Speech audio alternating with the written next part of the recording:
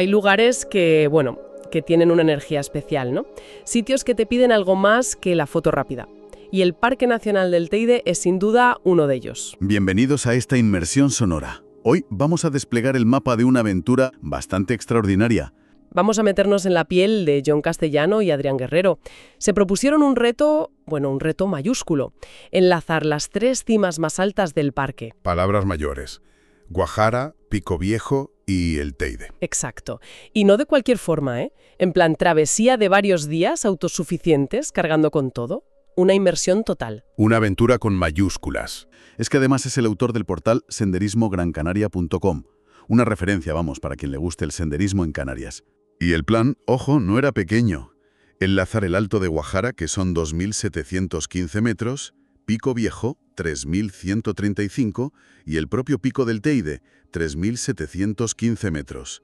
Pero, no se trata solo de sumar cumbres. Lo que queremos desgranar hoy es tanto el desafío físico como esa conexión casi mística, diría yo, con un paisaje volcánico vivo. Esa sensación de pisar un Teide más auténtico, lejos de las rutas turísticas. Y todo esto en autosuficiencia durante varios días. Vamos a meternos de lleno. Claro, es que eso es lo fascinante. Tal como lo cuenta Jon, va más allá de la proeza deportiva. Él habla de buscar una inmersión total, de sentir la energía telúrica del volcán, ¿sabes? De conectar con la historia geológica y también la humana que está ahí, bajo las botas. Menciona, de hecho, el antiguo camino de Chasna, una vía prehispánica que usan al principio. Es una búsqueda, deliberada de conectar con esa naturaleza única y, hay que decirlo, muy frágil del parque. Muy interesante ese punto del camino de Chasna. La aventura arranca al atardecer del 5 de septiembre, serían las 7 de la tarde más o menos. Empiezan desde Cañada Blanca rumbo al Alto de Guajara, con lo justo para esa primera etapa, unos 6,5 kilos de material base y 2,5 litros de agua cada uno. Lo esencial. Sí. Siguen primero el sendero PNT4, que coincide con ese camino de Chasna histórico que decías, y luego toman el desvío PNT5, la subida a la degollada de Guajara. El típico zigzag que parece trepar por la pared de la caldera. Ya, esa elección del camino de Chasna como inicio es significativa. No es solo un sendero, es pisar huellas antiguas, conectar con un uso ancestral de la montaña. Le da otra dimensión, ¿no crees? Totalmente. Empezar ya con esa capa de historia. Jon describe la subida como tranquila, disfrutando el momento. Las cañadas detrás, el Teide recortándose imponente. Llegan a la cima de Guajara ya de noche, con luna casi llena. Dice que bañaba todo en una luz plateada. Paisaje lunar describe. Suena mágico, la verdad. Y es que Guajara tiene su propia historia que añadir a esa magia. No es solo un balcón natural increíble. Es que justo allí, en 1856, el astrónomo Charles Piazzi Smith montó la primera estación astronómica de alta montaña del mundo. ¿La primera? Anda, no sabía ese dato. Sí, buscaba esa altura, esa atmósfera limpia para mirar las estrellas. Que Jon mencione esto y lo conecte con la noche estrellada que vivieron ellos, le da una profundidad especial a ese primer vivac. No estaban solo en una montaña, estaban en un lugar pionero de la ciencia. Qué curioso, cómo se mezclan las cosas. Bueno, para pasar la noche, buscan refugio en unas rocas en la cumbre. La temperatura baja a unos 8 grados. Pero como no hacía viento, dice que bien, la sensación era buena. Y aquí viene una anécdota que cuenta con mucha honestidad sobre el material, algo que seguro que a muchos montañeros les suena. Sí, es un momento de sinceridad que se agradece. Él mismo lo llama su obsesión por ir ligero, por quitar gramos. Y esa obsesión le llevó a dejar el saco de dormir en el coche para esa noche. ¡Ostras! ¿En Guajara? Sí. Pensó que con la funda de vivac, esa capa exterior impermeable y transpirable, la chaqueta de plumas y la ropa térmica sería suficiente. ¿Y? ¿Funcionó? Pues regular. Describe la noche como menos confortable de lo esperado. Un pequeño toque de atención de la montaña, dice él, sobre no pasarse de optimista. Esto nos lleva al eterno debate, ¿no? ¿Cuánto peso quitas a costa de confort? O incluso seguridad. Es un equilibrio delicado, sobre todo en altitud. Un recordatorio que seguro no olvidó para la noche siguiente. Bueno, el caso es que amanece el segundo día, despejado pero frío en Guajara. Las vistas espectaculares. Gran Canaria, su isla, asomando entre nubes, y al oeste, El Hierro, La Gomera, La Palma. Un desayuno con vistas al gran objetivo, el Teide. Empiezan a moverse sobre las 10. Primero bajar. Exacto. Toman el PNT 31, el de la degollada de Ucanca. John lo describe como una delicia, serpenteando al pie de paredones.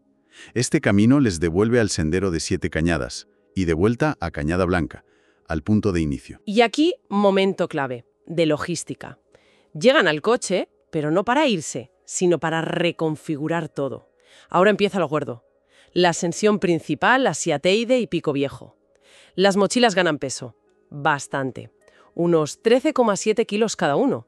Llevan más agua, 4,5 litros por cabeza, comida para 2 días y, esta vez sí... El saco de dormir dentro. Exacto. Lección aprendida. Toman entonces el PNT3, pasando por Roques de García, que describen como muy concurrido. Un contraste fuerte con la soledad que buscaban, ¿sabes? Me imagino. Pronto se desvían al PNT23, los Regatones Negros, que sube hacia la base del Pico Viejo, la degollada de Chahorra. Ese sendero, los Regatones Negros, parece marcar un cambio total, en el paisaje y en la experiencia. John lo describe como casi extraterrestre. Imagínate caminar sobre coladas de lava negra, rugosa, roca afilada, con la vegetación de alta montaña ahí luchando por sobrevivir. Un terreno exigente, dice, mucha roca suelta. Y además, ¿el calor? Sí, el calor aprieta. John confiesa que el calor del mediodía le pasa factura. Tiene que parar a menudo, controlar pulsaciones, hidratarse. Y aquí hace un contraste curioso con su compañero Adrián. Dice que avanzaba con la ligereza de un podenco, y eso que cargaba casi 15 kilos. Vaya. Se nota la diferencia de ritmos.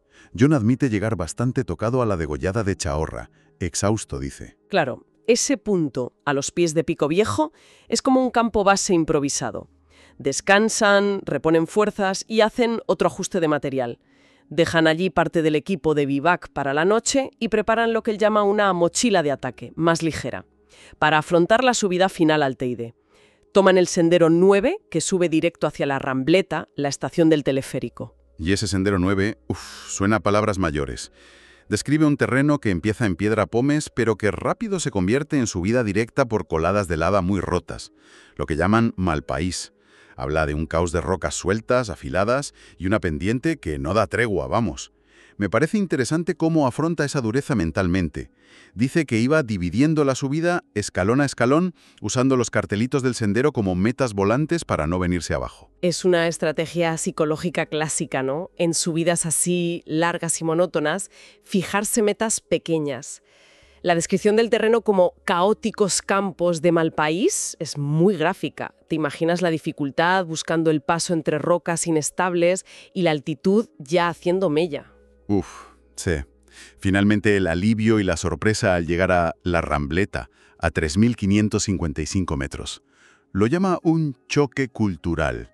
Pasar de esa soledad y ese esfuerzo máximo en el Malpaís a encontrarse de repente con el teleférico, el bullicio de turistas, es como volver a la civilización de golpe. Vaya contraste. Un respiro antes del último tramo a la cima.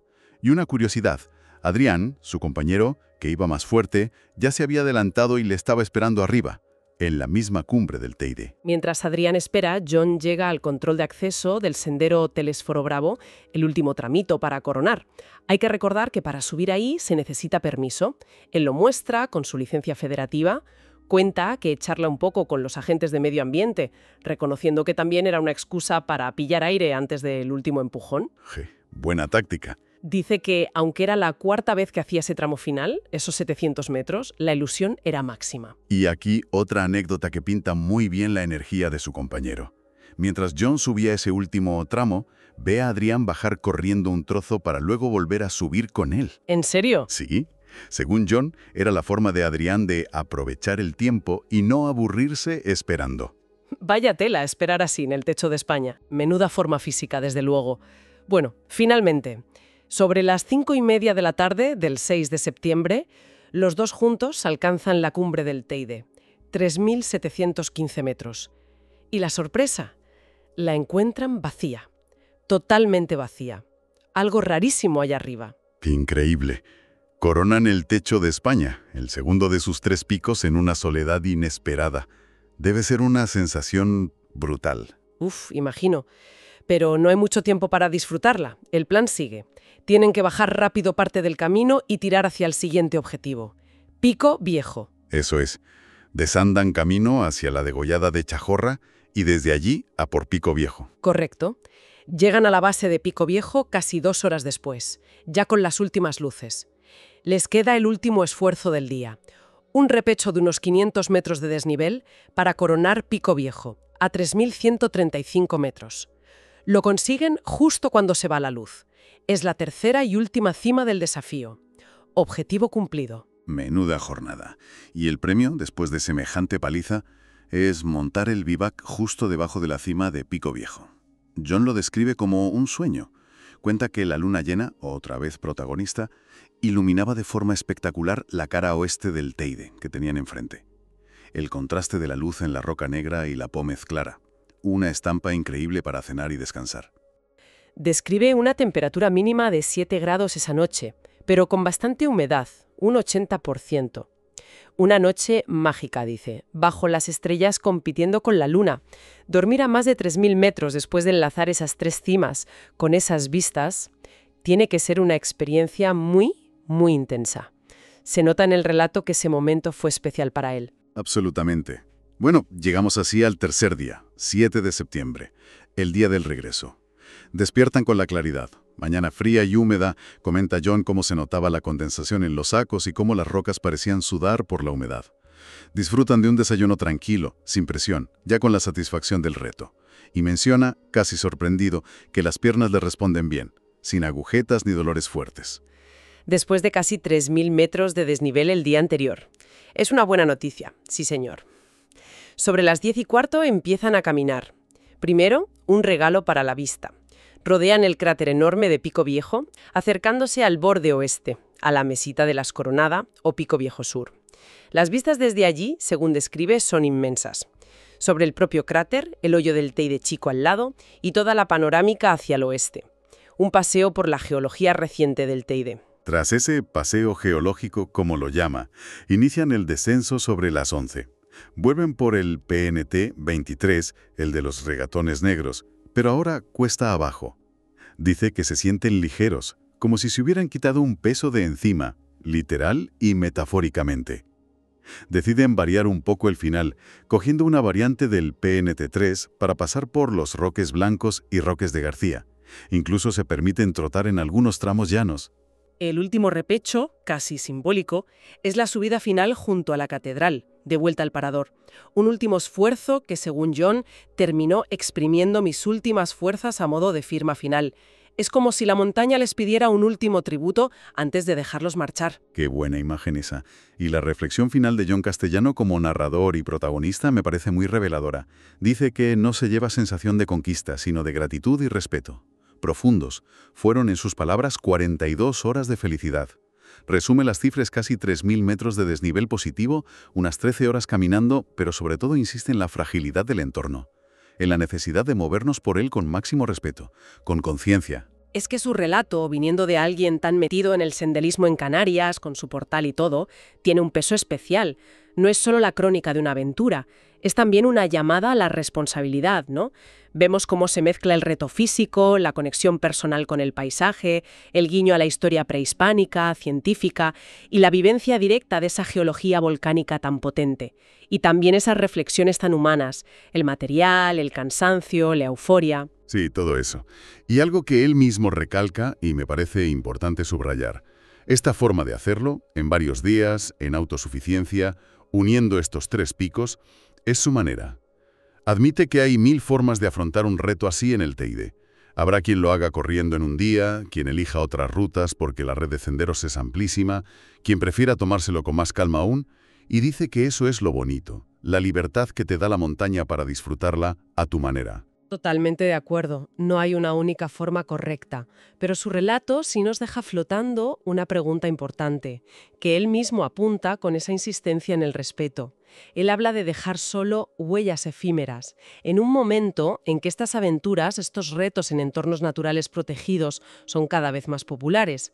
¿Cómo equilibramos esa búsqueda legítima de experiencias intensas, transformadoras como la que él vivió, con la necesidad urgente de proteger estos paisajes volcánicos tan singulares, tan delicados? Es la gran pregunta, sí. ¿Qué significa en la práctica ese máximo respeto? Va más allá de no tirar basura, claro. Implica entender la fragilidad del suelo, no salirse de senderos, minimizar el impacto en todos los sentidos. Es algo en lo que pensar, ¿verdad? No solo en el Teide, sino en cualquier espacio natural que visitemos buscando esa conexión. Exacto. Una reflexión final que nos llevamos de esta inmersión en la aventura de Jon Castellano. Disfrutar intensamente de la naturaleza, sí, pero siempre con la conciencia de que somos invitados en un lugar que debemos preservar. ¿Cómo encontrar ese equilibrio personal y colectivo? Ahí queda la pregunta abierta.